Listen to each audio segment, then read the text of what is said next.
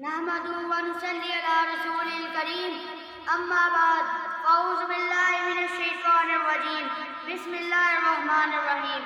میرے معزز دوستوں، آج مجھے جس موضوع پر لفظ کشائی کا موقع ملا ہے وہ ہے یوم دفاع پاکستان 6 ستمبر 1965۔ ایک غرض نبھانا ہے، مجھ کو ایک قرض چکانا ہے، مجھ کو ایک قرض چکانا ہے، کچھ خون کی بوندیں ابھی باقی ہیں، مجھے ان کو لٹانا ہے۔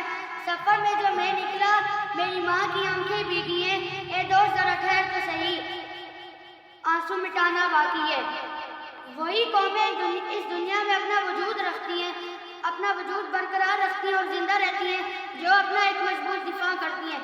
پاکستانی قوم نے بھی 6 ستمبر 1965 کی شب غیر اعلانیہ جنگ کا مقابلہ کر کے یہ ثابت کر دیا کہ وہ بھی جارحیت منہ توڑ جواب دینے کا بھرپور صلاحیت رکھتی ہیں۔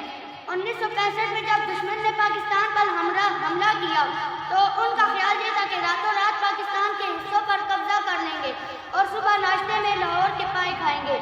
تو انہیں اندازہ نہیں تھا کہ اگر شیر سویا ہوتا بھی شیر ہی ہوتا ہے۔ عوام پاکستان اور افواج پاکستان نے دشمن کا دیوانہ وار بھرپور مقابلہ کیا۔ لوگ اپنے سروں پر کفن باندھ کر دشمن سے لڑ پڑے۔ عوام نے اپنا سب کچھ دفاع وطن کے لیے قربان کر دیا۔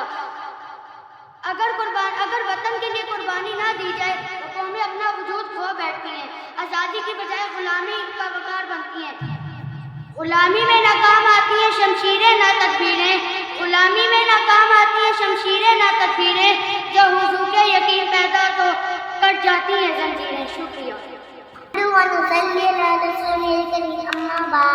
میرے پیارے دوستوں، میرے پیارے پاکستانیوں، میرا پاکستان ہے، آپ کا پاکستان ہے، میرا پاکستان ہے، آپ کا پاکستان ہے، ہم سب کا پاکستان ہے۔